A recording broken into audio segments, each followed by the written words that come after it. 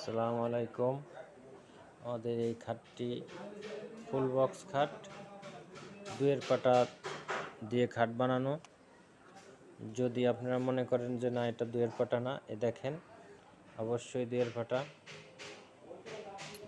দিয়ে খাট বানানো। এই যে খাট সব দুয়ের পাটা। এখানে আপনার দুয়ের পাটা আছে, এখানে আপনি